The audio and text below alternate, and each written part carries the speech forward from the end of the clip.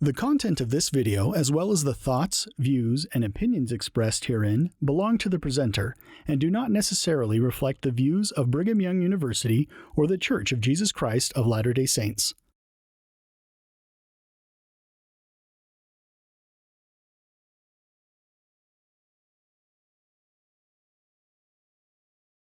Now, just two short passages I want to read from that Serach scroll before.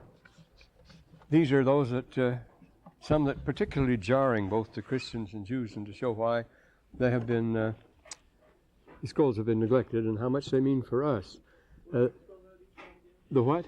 Pardon me, which scrolls are these? This is the Serach scroll. This is the first one. It's from the eighth plate. You see, they're rolled up and they have, see, there are pages like a book. There are pages like a book here, but they're put together side by side. You see, you never read a scroll like this the way they always do in the movies and on the stage. You never do it that way. You have to roll it this way. 23 feet long, you have to have, some arms have to keep rolling and unrolling it. Well, this one says, and in the council of the church there shall be 12 men in charge. They shall be, and there shall be 3 priests, the head of everything, who shall be perfect in all things that have been revealed, and from the Torah, from the law, and in Oseth Ameth, and in doing righteously and justly, and judgment, being wise in righteousness, judgment, and loving mercy, and being humble in their ways, each man walking with his neighbor, to be firm in the faith while they're upon this earth, in a strong, with a strong sense and resolve, and with a contrite spirit. Now that sounds, see, there's the presidency of 3, the council of 12, and the qualifications. They have to be perfect in just about everything, and along with that, they have to be humble and not pull rank or anything like that, and walk with a contrite spirit. And then it quotes here where they came out, and it says, when the time comes. Yes, and in those times will come in Israel to establish a new order of things. They shall go forth from the midst of the company of the Anshe Ha'awel, of men of iniquity. Awel is iniquity, apostasy, going the wrong way. They shall go forth out of the midst of the wicked, you see. And, yes, to go out into the Midbar, to go out into the desert. The Midbar, the desert, is not howling complete desert. Midbar is always the area between the desert and the sown, where you go out. You can graze cattle there, but it's scant. There's no place for farm. You can't farm there, but neither would you starve there, if you're careful. To go out into the desert, and there, then it quotes Isaiah, there to prepare and to prepare there a way for the Lord, and they write Jehovah in code here for Jehovah, even as has been written by the prophet Isaiah in 40:13. In the wilderness make straight his paths, prepare a highway in the wilderness for our God. Midrash. Well, that is according to the teaching of the Scriptures. And then when they are there, they shall observe all the laws that have been given by Moses from the beginning, and all the commandments which have been given from time to time, from generation, from 8 to 8, from dispensation to dispensation in the church, as it has been revealed to the very interesting, to the Navi'in Baruch Kadosho, by the Holy Ghost.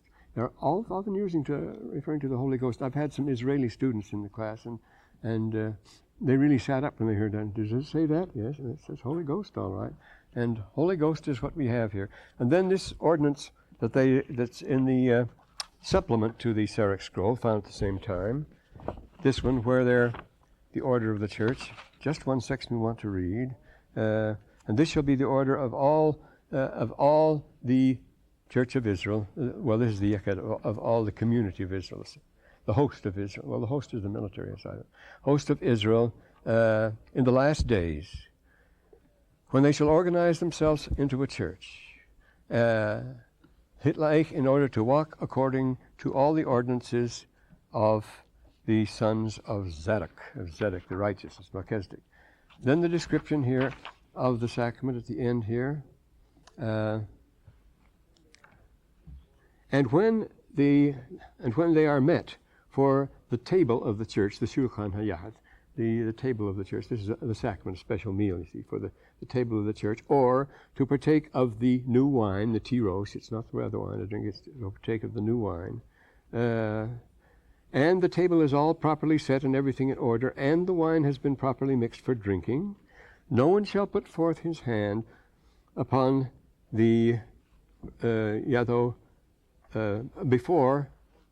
First, no one shall put.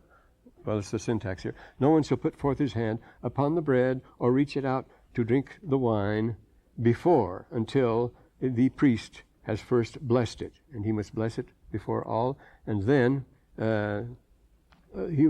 he puts forth his hand. He blesses the bread, and then he blesses the new wine, and then he reaches forth his hand and puts it on the bread. He must put his hand first on the bread. He's going to pass it, or he partakes of it first of all, and then he says, and after that, Yishlach Messiah Yisrael Yadau, the Messiah of Israel shall, well, hereafter it says. If it was just describing part of the ritual, the next part, the Messiah of Israel, but it doesn't say that. It says Acher. It doesn't say Achrechein. But after this, the next thing that happens, it doesn't say that. It says hereafter. Hereafter, the Messiah of Israel shall reach forth his hand upon the bread. And after they have blessed after he has blessed all the community and of the church, each man according to his rank, the sacrament shall be passed to them. Baruch, after the blessing, it shall be passed to each man. Lehi, Barucho, according to his office in the church. You see, and this is the order of the church for all the quorums, meetings of the quorums, Ashrei, Anshe, whenever 12 shall come together. It doesn't say 12, it says 10. Whenever 10, Ashrei, 10 men shall come together. Whenever as many 10 come, they must have the sacrament, is the point. And it must be done in this way. The bread and the wine shall be blessed, because after comes the Messiah. Well, of course, that's why we have the sacrament. See, this has no resemblance at all to the Eucharists of the Christian churches and so forth, everything the Jews do. St. Basil writes, and Origen says the same, but Basil is quite eloquent on the subject, one of the 8 great doctors of the church, that we know that they baptized, but nothing in the Scripture tells us how they baptized. We know they married, but we have no instance, no example of what a marriage ceremony should be. We have none of these rituals handed down. He says we know they had the sacrament. We don't know how it was administered. There's nothing said about that. The Last Supper is one thing, but how do you do it in the church?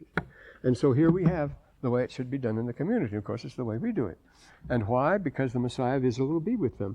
And remember in Matthew 14 and Mark 26, the Lord says, when he has had the sacrament, he says, now I will not partake of this wine again with you until I partake of it anew in my Father's kingdom. Then we'll have it again. And every time he appears, after his resurrection, he orders bread and wine to be brought and has the meal with them, as he does with the Nephites in 3rd Nephi. He administers the sacrament to them.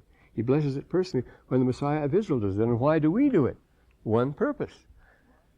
That they do always remember him. He's in it. Why? That they may have his Spirit to be with them right now. This represents the presence of the Messiah. The time when he shall come. When he was with us before, he had this meal. When he shall be with us hereafter, he had this meal. And we are remembering both of them right now. We're looking forward to it. They may always have his Spirit to be with them, and they always remember him. So this is what the sacrament is. You can imagine how this has upset both the Christians and the Jews. They say, well, we don't have anything like this. What's going on here? Well, now we're back to our story and got to move along, and there's plenty here. So let's turn to now, if you haven't got your Book of Mormon, you might as well go home, or it's a nice day for them to say, go out. But there's no point coming to class without your Book of Mormon. See? And then in chapter 4, they're going back to Jerusalem again. They're still going another time. And notice it talks about Laban and his 50 and his tens of thousands, his city patrol of 50, his tens of thousands in the field because he was high commander. Exactly the same position that Joash held in the Lachish letters. And you notice that Nephi is a very powerful speaker and a terrific persuader. What a salesman he would be. There are a number of speeches by him here, and he is great in the Swazoria. He is very strong in the protreptic type of of oratory, which is urging somebody to do something, and he has a line of reason that builds up to a climax and then just forces you into it. And he says here, back to Jerusalem, phooey, they've had a bad enough time. They were chased out the first time, didn't get anywhere. We've got to go back. Let's go up, let's be strong like Moses. He spake to the waters and so forth, and the Red Sea divided hither and thither, the armies of Pharaoh. They would accept that tradition, you see. Then he argues in the line, you know that this is true, and an angel has spoken to you. Wherefore can you doubt? Well, now wait a minute. They saw an angel and they can doubt. Wherefore can you doubt? Why weren't they completely overwhelmed by the angel? Why didn't that convince them for the rest of their lives? This is an interesting phenomenon. Brigham Young says, pray that you will not see an angel. You see, because everyone who's seen an angel has apostatized from the church. Nearly all of them did. And wherefore can you doubt? Well, when the angel is gone, you are still there, is the point, see. You're still yourself. You haven't changed your character. You may see 10 years. That doesn't make any difference.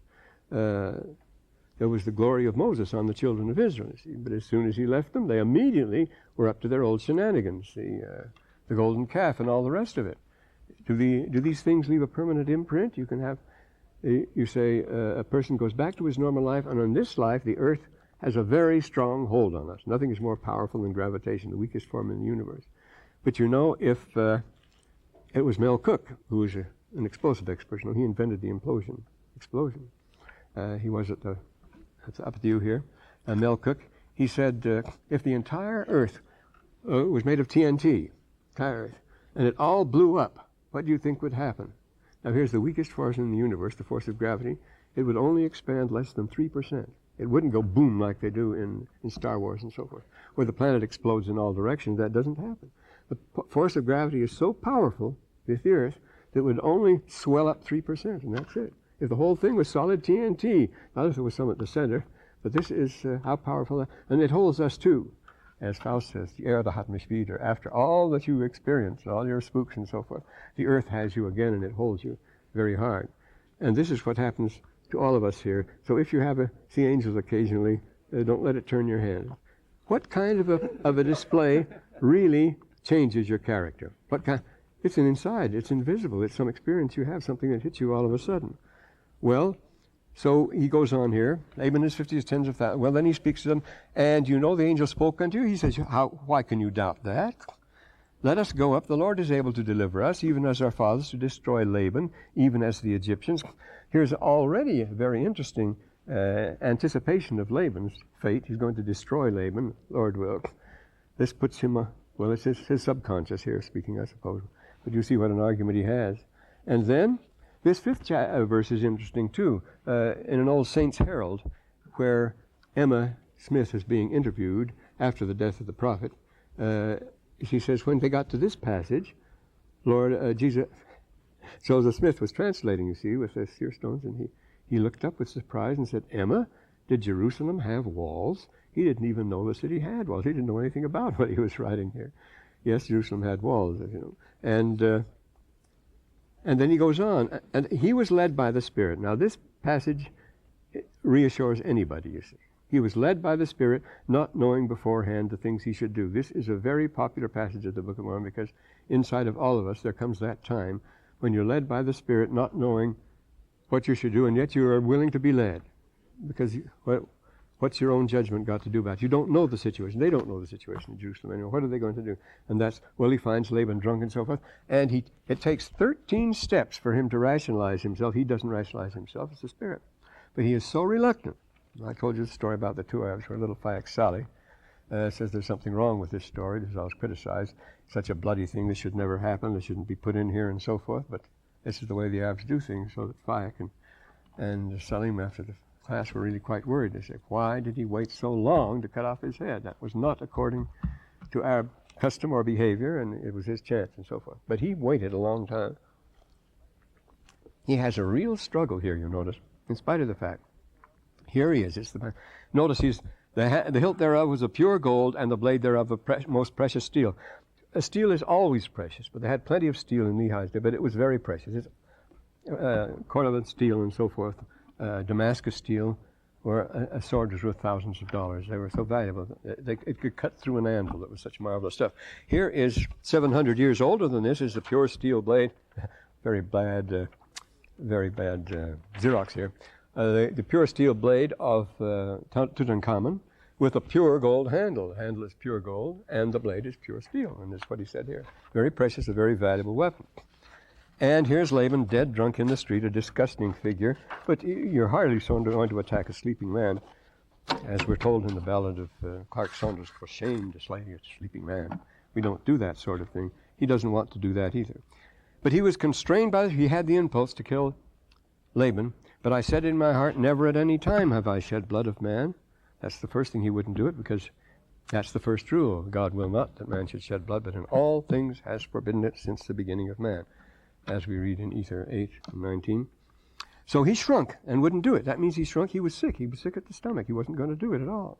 The Spirit said to me again, behold, notice the next reason, the Lord has delivered him into thy hands. This is your chance. Like other high military officials in our time, Nazi criminals and so forth, he knew Laban was a murderer. He knew that he was a lawless man because he'd robbed them. He was a thief. He made him a promise, and when they want to deal, he chased him out and tried to kill him and took all they left with him. And that was the end of the deal. That's the sort of a person he was dealing with. Well, isn't that the way to handle that sort of thing? So he thinks of that as a pretty good reason. And I knew, there's another reason, I knew he had sought to take away my own life, yet I knew he wouldn't hearken to the commandments of the Lord. There's another argument. And also he had taken away our property. Well, it's about time. Nope, he still won't do it. And the 12th verse, and the Spirit said to me again, all this still holding back, not enough. Slay him, for the Lord hath delivered him into thy hand. Another argument, the Lord slayeth the wicked. He's doing to bring forth his righteous purposes. Isn't that right? Well, it is better that one man should perish than that the nation should dwindle and perish in unbelief. You've got to get that record anyhow. Now, when I, Lord, heard these words, I remembered the words of the Lord which he spoke unto me in the wilderness, saying, inasmuch as you keep my command. So it's a commandment. This is a special order, you see. This isn't just an impulse and a chance.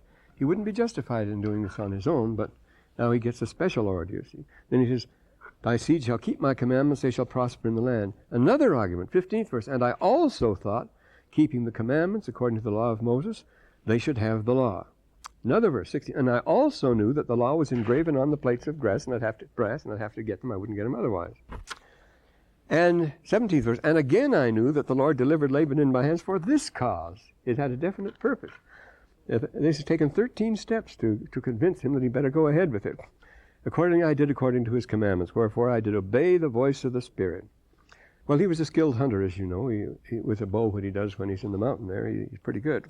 But after an agony of debate, he finally does it. He puts on his garments and girds on his armor in the treasury. And then we have an interesting thing. As they're carrying the engravings out, he meets the servant of, here you get a typical glimpse into the Lachish letters, don't you? 22nd verse. He spake unto me concerning the elders of the Jews, knowing that his master Laban had been out at night among them, holding night sessions with the elders. A great sense of danger and of tension here. And I spake unto he was wearing his ceremonial armor. It's a crisis. And I spake unto him as if it had been Laban. And I also spake unto him that he should carry the engravings which were on the plates to his brethren outside the walls. And he thought, when I said the brethren, I thought the elders, and they were outside, and they wanted to get the plates out of the city and so forth, something like this. This is an interesting situation, see. And as they went along, he babbles along, the servant. He spake unto me many times concerning the elders of the Jews as they walk along, you see. As I went forth unto my brethren who were without the walls. He keeps up a steady stream of talk. He fills him in about the elders and what's going on in town and so forth. He's a very conscientious secretary. And when Laban's servants appeared in the dark, of course, they ran for their lives. They thought it was Laban and so forth. He called after them and said, it's only me and so forth. Then Laban's servant was to be terrified, and I grabbed him and held his mouth. He was large and powerful, and I swore unto him to come down to us. Now here we get a bit of the Dead Sea Scrolls, which were happening at that time. Of course, we have them. This is the earlier time, but we have scrolls from the earlier time along the Dead Sea now, in the Cave of Letters and so forth. And so, verse 33, I spake unto him an oath that, now remember, he was a servant Zoram, and he was the servant of a man who was not very easy to get along with, you can be sure. You know what type of man Laban was by now. These nice little character sketches in the Book of Mormon.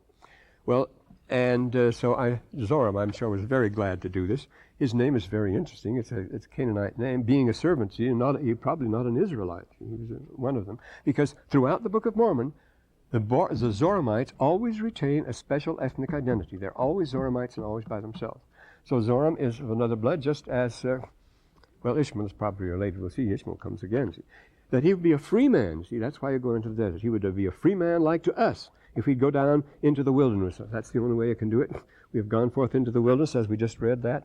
When the time comes, the sons of the covenant shall leave the world of the wicked and go out into the desert to prepare his way. And this is the idea, you see.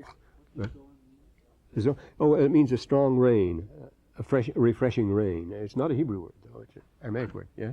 So they, from Zoram's just saying, figure they're outside the city taking the records out. Would that indicate that clear back, it was a regular thing that in times of crisis? No, this was a crisis. They were trying to make a break for it. They couldn't take records out and hide We them. know they had been storing the records. We know had the official records. They had places to store them. Well, look at that copper scroll. Right. And remember, these are the temple treasures. These are the official treasures of the nation. So they were already hiding these things up well ahead of time. And this was another crisis. Things look bad here, so this could be going on. It blew over for a few years, 11 years, and then it got really serious. And remember, they thought it wouldn't be destroyed. The brethren thought nobody destroys Jerusalem. And Nebuchadnezzar didn't destroy it. In 597, he wanted to save it like everybody else. Once you've conquered it, it's to your advantage to leave it there. It was only because he was as hopping mad when Zedekiah, whom he had put on the throne, you see. Notice the name Zedekiah is the same as Zadok here. Zedekiah, whom he'd put on the throne, rebelled against him.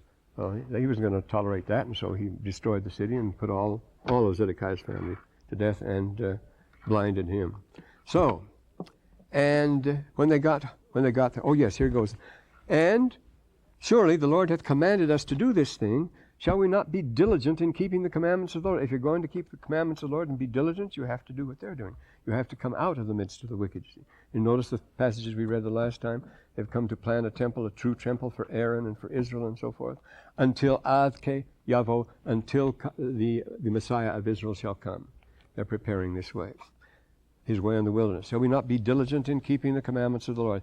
Therefore, if thou wilt go down into the wilderness to my father, thou shalt have place with us. That means being accepted as a member of the society.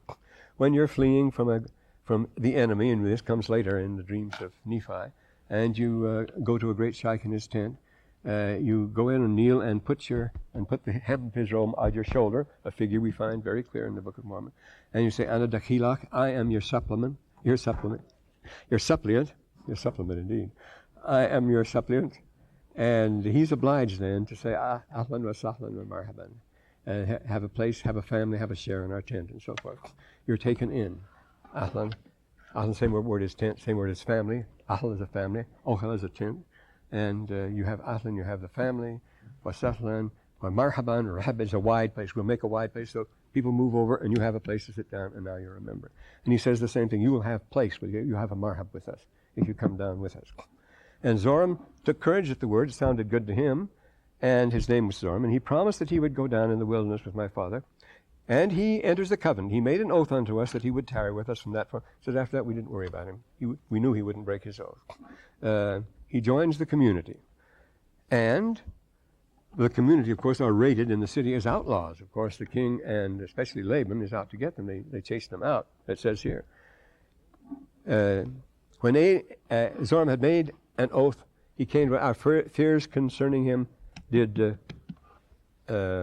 cease. But here in the verse ahead of that, we were desirous that he should tarry with us for this cause, that the Jews might not know concerning our flight into the wilderness. The police were after them, lest they should pursue us and destroy us. So Zoram couldn't go back and report. That would never do. That's what happens in the case of the prophet Uriah going down into Egypt. They report and they go after him and catch up with him. Yes? The question on that verse said that the Jews might not come after. Why would he say the Jews rather than Because people of the city or... Well, that's what the city was. All Jews. I mean, it was a Jewish society. You had to be a Jew to be like Israel today. You have to be a Jew. And it almost sounds like he's saying the Jews as opposed to... It's purely political.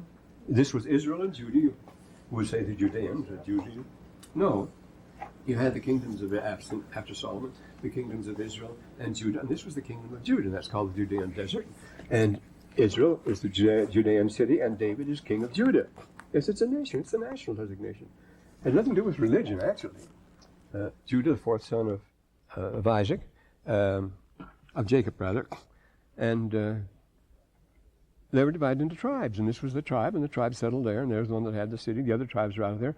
And Lehi didn't belong to that tribe. He belonged to the tribe of Manasseh. He was descended from Joseph, which we find out later. Well then, here's another interesting touch in the next chapter. Remember, none of the people wanted to go. None of them were on fire about this journey. Laman and Lemuel, of course, were flat against it. Nephi had to have a special revelation. Of course, Lehi had plenty of them. And he had to persuade Sam, had to work on him. And now we see that Mama was against it from the beginning, too. She didn't like it at all.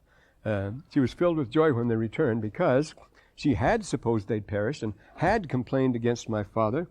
Sarah is the worried Jewish mama here.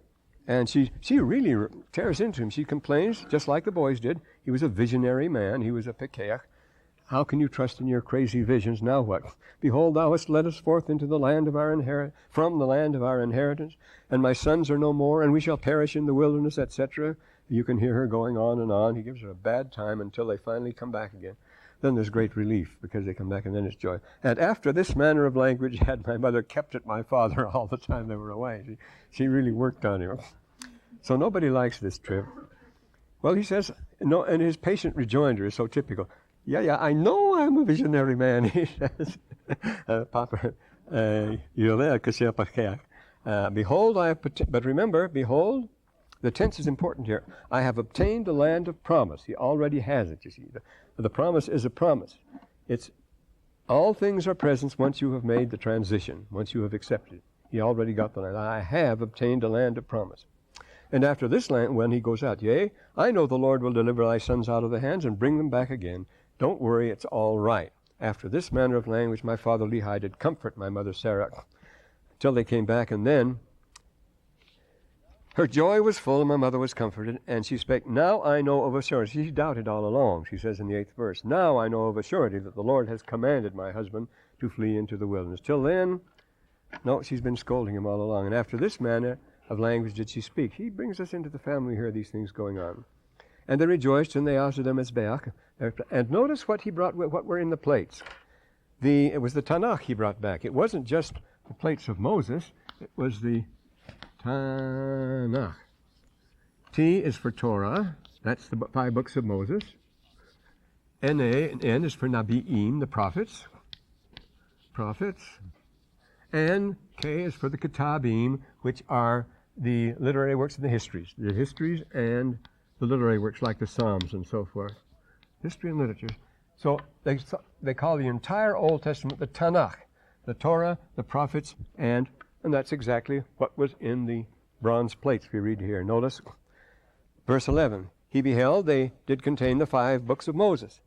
Verse 12. And also a record of the Jews from the beginning. Their complete history is there too, down to the time of Zedekiah, king of Judah. See, they were the Jews. The inhabitants of Judah were Jews. And thirdly, 13th verse, and also the prophecies of the holy prophets. So it contained the prophecies of the holy prophets.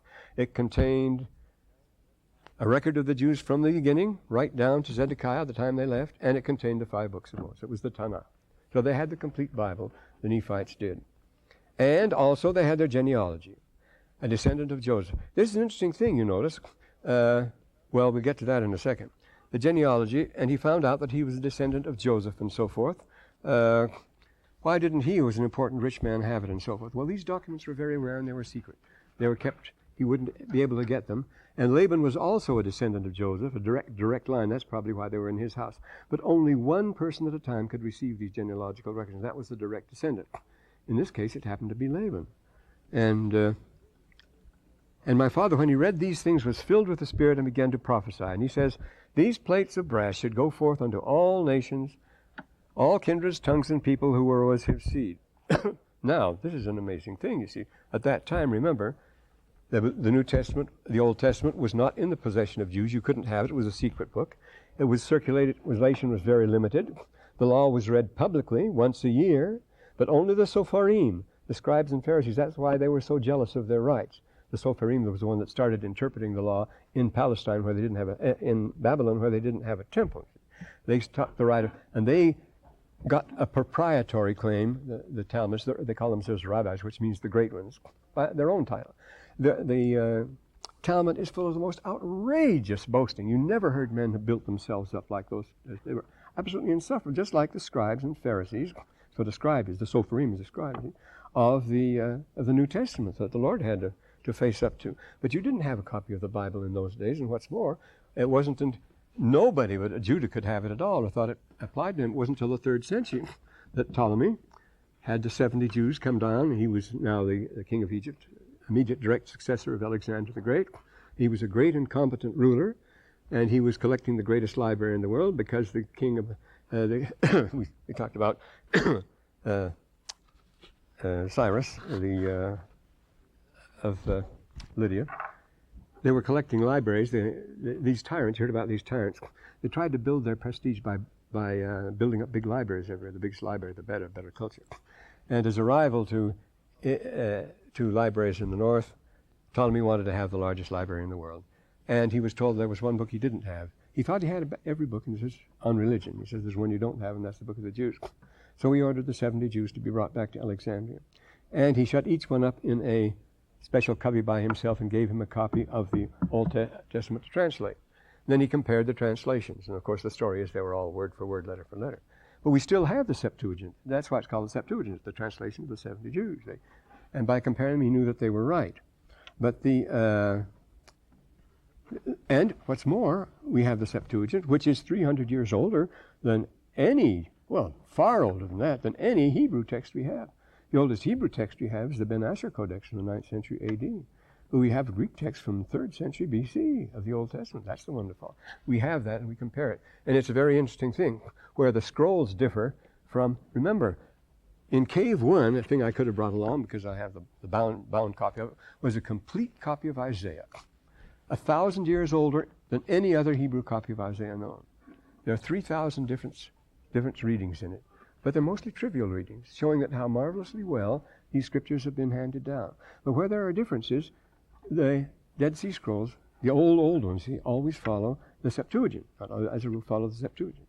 And where Joseph Smith differs and where the Book of Mormon follows, say Isaiah, there are quite a number, long passages from Isaiah in the Book of Mormon, where they differ from our King James Bible. They follow the Septuagint too, and they follow the older text. So we have it here. But remember this, nobody outside of Israel ever even dreamed about the Old Testament. I mean, Ptolemy didn't even know about it, though he was a very learned man. He didn't even know about it until somebody told him, a Jew in his court told him that. And so he got these 70 men and had it translated. But until then, you see, it was known only in Judah and only to a very select group of scribes who jealously guarded it. So when it says a thing like this, these plates of grass shall go forth to all nations, kindreds, tongues, and people, it was a very shocking news. Because out of Alexandria, then, see, it came, the copies were made then, and that's where we get our Septuagint. It's spread throughout the whole world from there, and all the world has the Bible now. And nobody ever dreamed that this local national record would become the world record and so forth. Wherefore, he said that the brass plates should never perish, neither should, notice this doesn't refer to the Book of Mormon, this refers to the brass plates here, what's beyond them here, the bronze plates. And that's it. They're still bright, neither be dimmed any more by time, and he prophesied many things concerning them. So we still have them to this day. They come down to us. And these are great words to us. Notice why did we need them on the trip here? And this is the 21st verse. That we could preserve the commandments of the Lord to our children. The commandments here, both in the prophets and in the writings, of course, and in the book of Moses. Well, now the next one, he tells us he's going to give us an abbreviated account. I write the things which are pleasing unto the world, I do not write, but things which are pleasing to God and unto those who are not of this world. That's important. The Book of Mormon is not to be peddled for entertainment or TV fare. It is not meant to be diverting. Mark Twain says it's simply chloroform in print. Most people can't even get through it. I think it's the dullest book in the world. We know it's anything but that, but it isn't written as a bestseller. It's not written for the sake of the story or the thrills, though people are trying to build it up for that to make a quick buck. Today it goes on everywhere. When you pick up the Book of Mormon, you shift your mind into another gear especially. And not to relax, you have to make it a working force then and really get going. Well, then here, they still have to take another trip back to Jerusalem. So, and it's get to the wives, that his daughters should take the daughters to wife of Ishmael. So they go down in the 2nd verse, and went straight to the house of Ishmael. He knows where he's going. My brethren should again return to the land of Ishmael and bring down Ishmael and his family into the wilderness. Well, of course, the name with Ishmael, remember the great rival of Isaac was Ishmael. Ishmael claims the covenant, and the Muslims claim they're Arabs, they're from Ishmael, and they claim that it was not Isaac who became the true heir of the covenant, but it was Ishmael.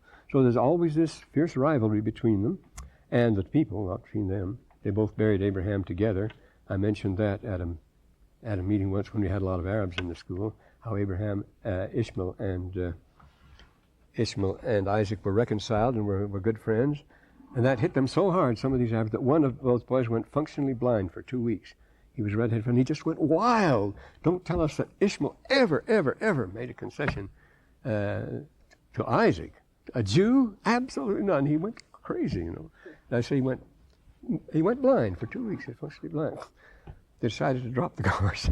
That wasn't the course, that was the talk he gave, though. But it was the consul in Salt Lake who complained. He says, so many of those boys are having nervous breakdowns because they recognized the Book of Mormon was their book. What could they do about it? You go home and it means that, you see. That's not nice. Those Arabs don't mess around, alas. They're good ones and so forth. And this is what you have. Ishmael is a good Arab. But anyone with the name of Ishmael, you can be sure, is, well, of course, Lehi himself is of Manasseh. And the rule is among these people, you must marry your bint Ami. Every girl must marry her paternal uncle, the brother of her father. She must marry him. So it's very likely that Ishmael and Lehi were brothers because they were both the tribe of Manasseh. Half Manasseh was the desert tribe. They lived way east of the Jordan there, out in the desert, and Manasseh and Joseph. Manasseh was the wild one. Well, he went to the house of Ishmael, and gained favor in his sight, and Ishmael, insomuch that we did speak unto him the words of the Lord. He listened, he was a righteous man. That came to pass, the Lord did soften his heart. That was necessary again, you see. The way the Lord gets things done in the Book of Mormon, he always has to end up softening somebody's heart, or nothing would move. Same thing in our society. And also his household, that they took their journey with us down into the wilderness to the tent of our... Now notice how they're not only willing, but they're able to do it right off. They don't have to stay 6 weeks and get ready, settle my affairs and so forth. This Ishmael was ready to go. They went up to Ishmael's house. He's a desert man. Just Lehi himself is a merchant. Remember, he starts out, when he's traveling in the desert, he sees the light on the rock and so forth on his trip, and then he staggers back home. But here, they make no fuss about it. We talk about the elaborate preparations of Lehi and that sort of thing. These people know how to get around, and certainly Ishmael didn't hesitate, apparently. Insomuch we did speak to him, and the Lord softened his heart, and so they took their journey with us down into the wilderness to the tent of my father. This would be out of the question, of course, if the family were a settled family, not used to travel or anything like that. But they had that tradition. And How strong a tradition was that to marry your brother's children? Well, it's strict among the Arabs who preserved the old archaic customs. It is a very strict rule among the desert Arabs, but not anymore, of course. No. But it could have been then. That was a long time ago. No, but remember, we're in a peculiar family here. Remember, these are not full-blooded Israelites, so to speak. They have all this Egyptian blood in them and everything else. Descendants of Joseph through Asenath, the daughter of the high priest of Heliopolis in Egypt. That was the mother of Joseph, and the mother of Ephraim and Manasseh. And they were descendants of Manasseh. We boast that we are descendants of Ephraim. See, these people get around. That's the idea. See, this is one thing we don't realize. We used to think that in old times people didn't get around at all. I mean, you never looked over the hill. And in some societies, that's true. People either don't get around at all, or once you start moving, you might as well keep going, you see. Once you start on your yacht, you see, for out to Catalina, well, if you have enough supplies, you might as well make it for Hawaii. See? Why not? You have that impulse. I've had friends that do that. As long as you're going, what difference does it make? Days, 2 days, 5 days. And once you stop, it's hard to start. It's hard to stop, actually.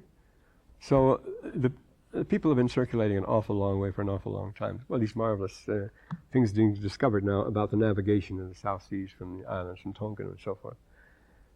And then they are willing and able, and the 2 sons of Ishmael, they changed their mind. 2 sons of Ishmael and their families rebelled against me, yes. And 2 daughters of Ishmael, they set it going. These daughters did not want to leave town, and 2 sons of Ishmael sympathized with them. They put their heads together and decided, no more, no more. And now, Nephi has a chance to display his rhetorical skill again. He's going to persuade them to say. You notice the line of argument he uses. They were desirous to return to the land of Jerusalem. Notice the lands of their inheritance were not in the city of Jerusalem, but far down when they went to get their property for Laban. The land of Jerusalem is the term that's used anciently. When it says Jesus will be born in the land of Jerusalem, everybody made fun of that. Say, well, he was born in Bethlehem. Well, Bethlehem's in the land of Jerusalem, of course. It was anciently referred to it as that. And and Bethlehem, after all, is just a suburb, just 6 miles south. I mean, it's an easy walk, actually, a morning walk, very easy, into the land of Jerusalem. And this sounds like Nephi is a prude at the beginning, but he isn't. You have very serious circumstances here, he says. I spake unto them, saying, Yea, even unto Laman and Lemuel, behold, now he starts one of his lectures. Ye are mine elder brethren, and how is it that you are so hard in your heart? He recognized him, the courtesy, you are my elder brethren. How is it that you are so hard in your hearts, and so blind in your minds, that you have need that I, your younger brother, you should be ashamed of yourself. I'm not assuming anything. I shouldn't be doing this. Your younger brother should speak unto you and set an example for you. Well, is this tactless or so forth? No, I say, this is no ordinary situation. How is it that you've forgotten that you've seen an angel? First argument, exhortatio, you see. The second argument, and have you forgotten the things the Lord has done for us in delivering us out of the hands of Laban? You just escaped Laban, not one chance in a million of getting away with that. And that you got the record. And have you forgotten that the Lord is able to do all things according to his will for the children of men, if they exercise faith in him? And have you forgotten, he's going on with his arguments, that we shall obtain a land of promise? These are the positive arguments, you see. That we shall obtain a land of prophets, and you shall know at some future period that the word of the Lord shall be fulfilled concerning the destruction of Jerusalem. You don't want to go back there. For the Spirit of the Lord ceaseth soon to strive with them. They have rejected the prophet Jeremiah. Here he knows what's going on in the city. Here's our Lakish business, you see. They have cast him into prison. They have sought to take away the life of my father, insomuch they have driven him out of the land. Now, what sort of a chance have we got there? So he says to them very tactfully now, after these arguments, all right, if you want to go back, you're perfectly welcome. I have no power over it. I'm your younger brother, he says. And now, if you have choice to go up to the land, all right, all you have to do, go ahead. Remember the words which I speak unto you, and if you go, you will also perish. So go ahead and welcome. They thought about that again, and they just got mad when he said it. They were furious. They tied him up and left him behind to be devoured by the beast. Another common practice in the desert, you won't kill a person, that's murder. But if you tie him up and just leave him there, you don't have to worry. Let the animals carry that out. Now, that's a custom, too, that you read about in the Arab poets and so forth. Well, the Lord gave him strength, and he burst his bounds, and prayer plus effort did it. You notice he prayed with all his might, and he strained with all his might, and it came to pass when I said these words, the bands were loosened from my hands and feet, and I stood and spake to my brethren again. Again here you say, he didn't consider this a miracle. He said nothing about being miraculous. He just said he prayed and he strained, and his bands were loosened. And it came to pass that they were angry with him again. They weren't overpowered at all. Until the daughters pleaded with him. One of the mothers of Ishmael, the mother, and one of the daughters have pleaded with him. And this is a thing that no Arab, under any circumstance, can resist. If a woman pleads from the other tribe, even if it's the worst enemy against your worst enemy, if a daughter or a mother pleads, then you are under obligations. The chivalric oath, you see. Chivalry, the rules of chivalry in the Middle Ages were adopted in the Crusades, and taken back in the time of Edward I. And they were taken from the Arabs. Of course, it was the Arabs that fought them. The great knight, all the chivalry on the side of, in the Crusades was shown on the side of the Arabs. Saladin, the greatest, noblest knight of them all, who was so kind to Richard I, who treated everybody else so badly, who slaughtered everybody else. He sent him when he was sick, he sent him his favorite physician, and he sent him some sherbet, and he sent him some recipes and things like that. Well, no Westerner would ever do that for him. That was Saladin. And so the daughters pleaded, and it did soften their hearts. Incidentally, if you want the best possible, it's called, and I think rightly so, probably, the greatest travel book ever written is the 2 volumes of Charles Doughty called Travels in Arabia Deserta. Charles Doughty is the great classic. He's the one that they all went on. It was the end of the 19th century, that Charles Doughty. O-U-G-H. You can get him in paperback, as a matter of fact. Travels in Arabia Deserta. This describes minutely all the customs. He went out and lived among them all those years and suffered greatly.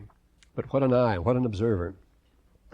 Well, there are others, of course. The later ones like Captain Bertram Thomas and Philby and others.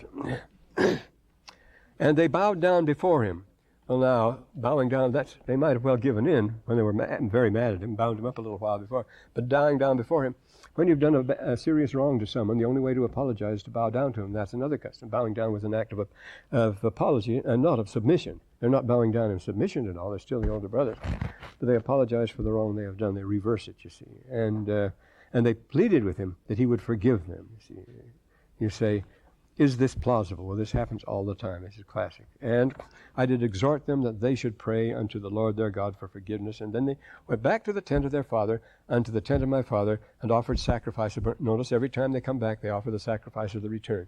After a successful journey or expedition or project, you offer a special mizbeach there. And notice the beginning of the next chapter, we did gather all manner of seeds of every kind, both of grain of every kind and fruit of every kind. Does that mean vegetarian diet where they're going to live on seeds? No, of course. They were intending to settle somewhere. They're going to plant these. They're going to farm. They were going to establish a community. When they were told to cross the ocean, they were all just bowled over completely.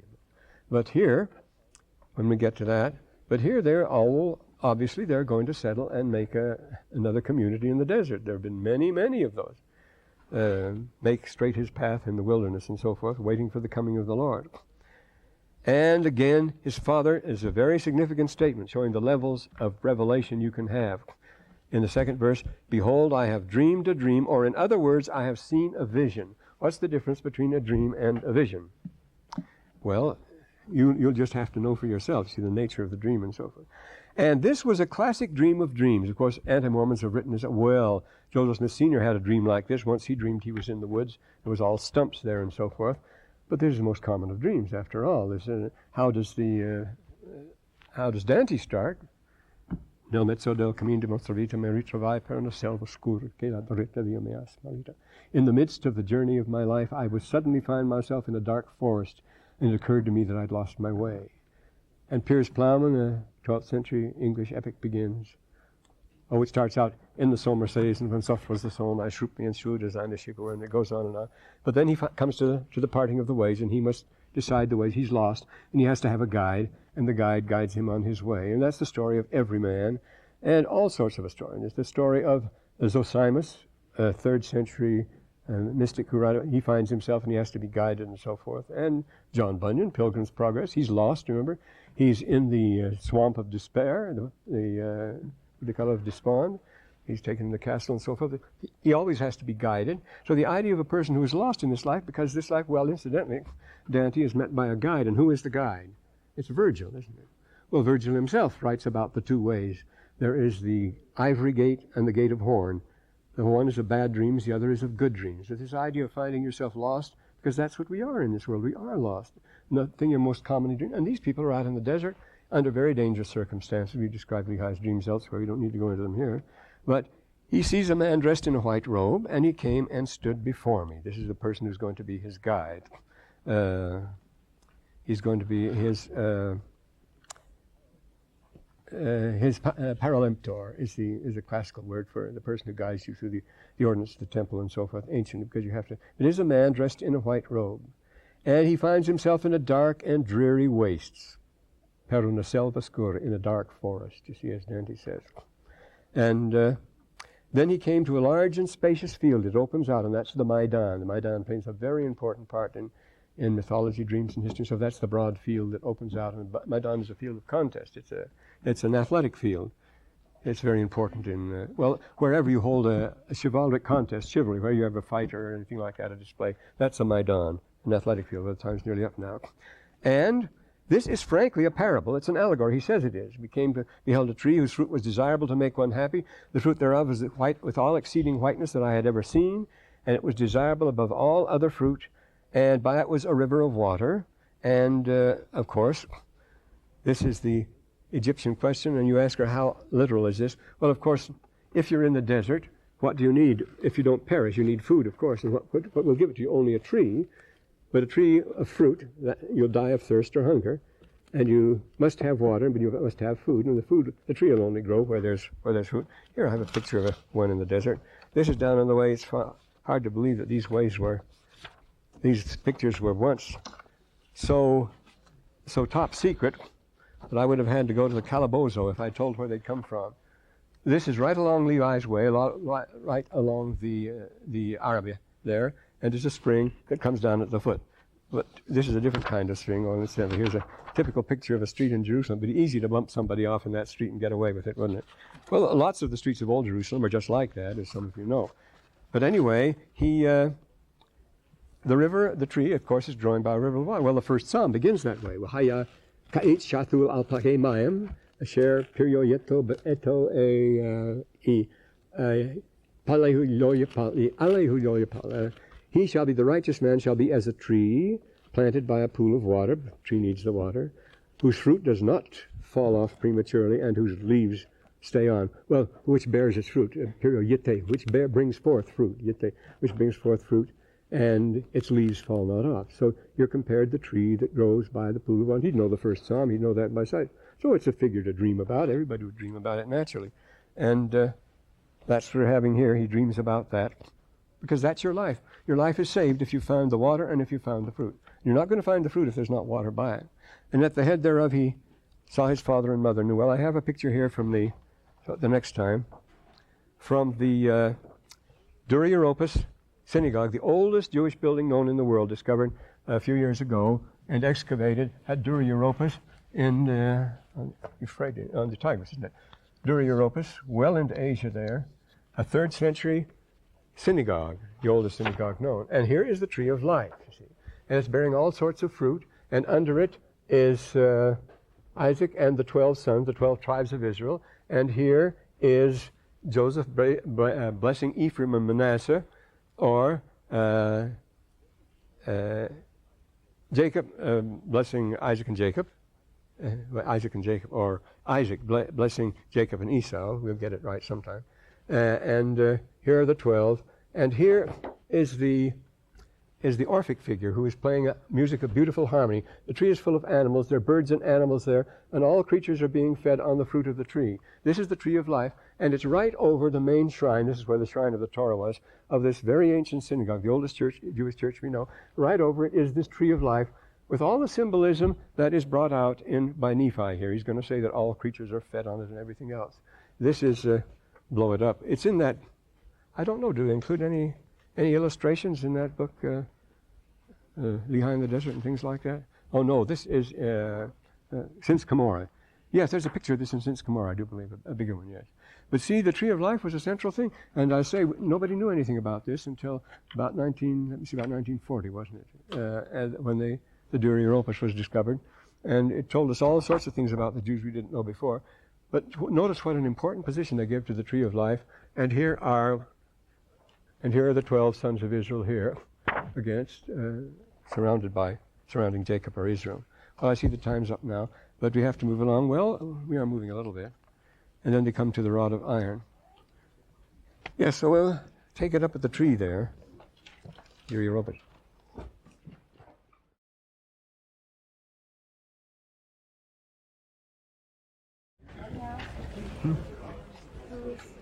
That's the name of the place where the synagogue was. It's an ancient town. It's a ruin. It's a ruin, but the synagogue is still very well preserved. And they had to excavate it, but it's still in a very good condition.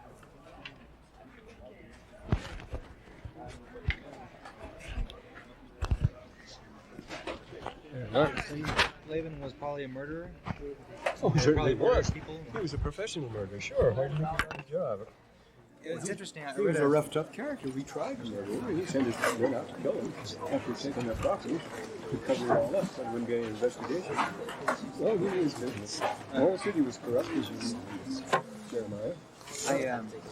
I was reading an article on talked about the legal perspective on the slaying of Laban and that must be by Jack Welch. Yeah, I think it was him that wrote Probably it. Jack Welch. Yeah. And he talks about how one thing he brings out He's been into law. is that Thanks for the help. is that cutting off a person's head. Yeah. There were 2 crimes for which That's you could right. do that. That's right. That was legal execution. One was apostasy, Uh-huh. and the other one was murder. Uh-huh. And so that's perfectly. He was guilty of both. Yes. Perfectly fits He had in. broken the commandments of the Lord, and he had tried to kill us. Yeah, that's right. I have one further question. The only reason Nephi invited Zoram to go to the broken wilderness with him just was to avoid him. No, it wasn't the only reason. But they were always a fifth wheel there. The Zoramites always kept by themselves. Very interesting, isn't it? Yeah. Right to the end, you have Zoramites are special people. Which scroll was that you're quoting from there? At first? That was the Serach scroll, IQS. There's all IQS. And then SA, that's the supplement to IQS. Yeah. I think you called my name at the beginning of class. I didn't quite hear, so I didn't respond. I'm David Lee. David Lee. I don't think I called that, but if I did, I heard a name, and I didn't know if it was my name or not. So, well, then it's all right. Fine. David Lee.